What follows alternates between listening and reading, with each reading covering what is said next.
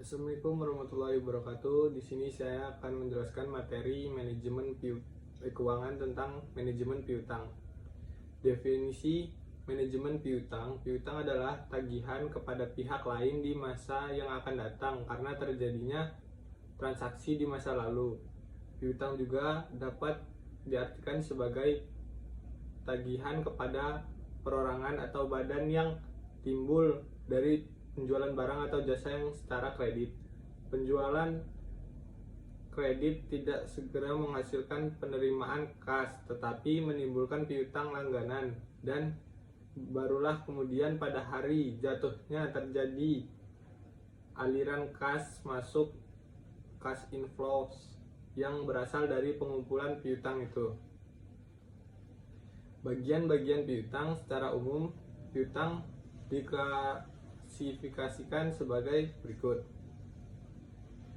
A. Piutang usaha. Transaksi paling umum yang menciptakan piutang adalah penjualan barang dagang atau jasa secara kredit. Piutang dicatat dengan mendebit akun piutang usaha. Piutang usaha akun receivable.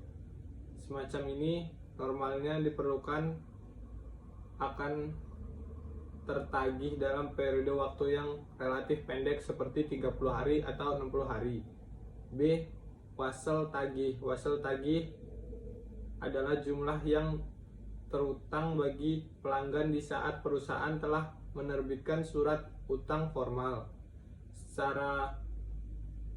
Sepanjang wasel ditagih diperkirakan akan tertagih dalam setahun, maka diklasifikasikan dalam neraca sebagai aktiva lancar. Wasel biasanya digunakan untuk periode kredit lebih dari 60 hari.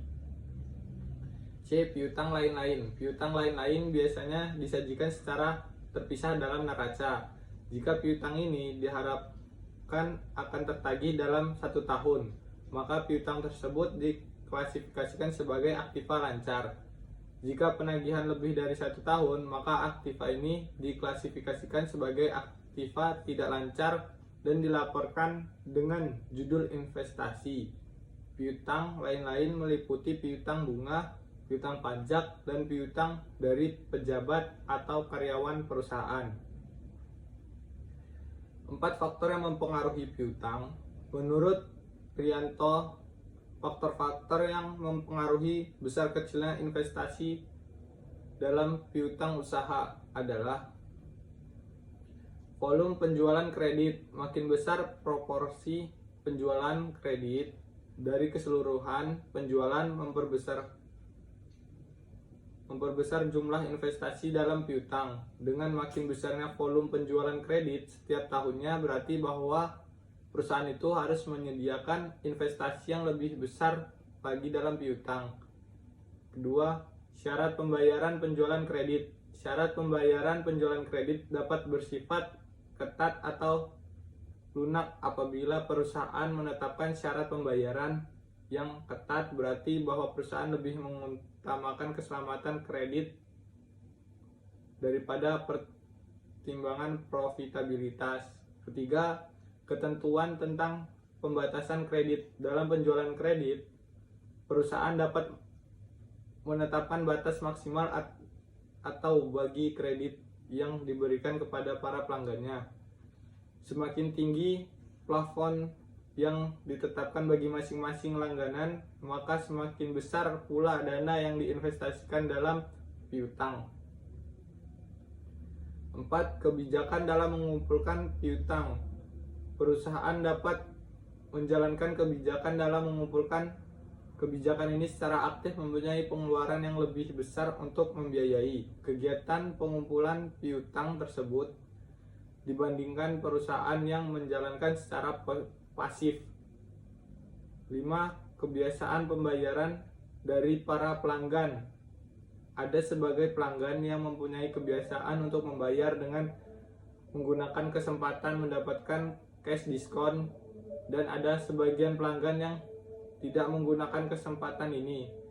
Perbedaan secara pembayaran ini tergantung kepada cara penilaian mereka terhadap dana yang lebih menguntungkan antara kedua alternatif itu. Manfaat manajemen piutang: meningkatkan profit. Melakukan manajemen piutang dapat menambahkan laba perusahaan. Perusahaan dapat menerima serta menagih piutang dengan pengelolaan dan pengorganisasian yang baik. Piutang yang tertagih pun nantinya akan terkonversi sebagai kas yang tentunya akan meningkatkan keuntungan suatu bisnis atau usaha. Kedua, mengurangi resiko kecurangan. Salah satu sumber resiko kecurangan berasal dari tidak dilunasinya semua tagihan piutang. Penyebabnya bisa dari kurangnya selektifnya pihak perusahaan dalam memilih pelanggan, yang mana dalam hal ini pelanggan ternyata tidak mampu membayar tagihan. Tapi dengan adanya manajemen piutang yang baik, maka Anda bisa menekan resiko kecurangan yang terjadi di dalam penjualan. 3. Membantu menghadapi persaingan bisnis. Manfaat lainnya dari pengelolaan piutang masih berhubungan dengan poin sebelumnya, yang mana penjualan yang dilakukan secara kredit adalah satu cara bagi perusahaan untuk bisa meningkatkan laba. Penilaian resiko kredit dan penyaringan para pelanggan. Resiko kredit yang mengalami tidak terbayarnya kredit yang telah diberikan kepada para pelanggan. Sebelumnya perusahaan memutuskan untuk menyetujui permintaan atau penambahan kredit oleh pada pelanggan, maka perusahaan perlu mengadakan evaluasi resiko kredit dari para pelanggannya. Adapun langkah-langkah yang perlu untuk penyaringan pada pelanggan dalam rangka usaha preventif untuk memperkecil resiko tertunda atau terkumpulnya piutang yang tidak diharapkan adalah sebagai berikut. 1. Penentuan besarnya resiko yang akan ditanggung oleh perusahaan. Pertama-tama, dalam hubungan ini harusnya ditentukan lebih dahulu batas resiko yang ditanggung perusahaan yang akan disediakan sebagai cadangan piutang. 2. Penyelidikan tentang kemampuan perusahaan untuk memenuhi kewajibannya. 3. Mengadakan klasifikasi dari para pelanggan berdasarkan resiko pembayaran. 4. Mengadakan seleksi dari para pelanggan. Kredit hanya diberikan pada pelanggan yang berada pada golongan yang kurang dari batas resiko. Terima kasih.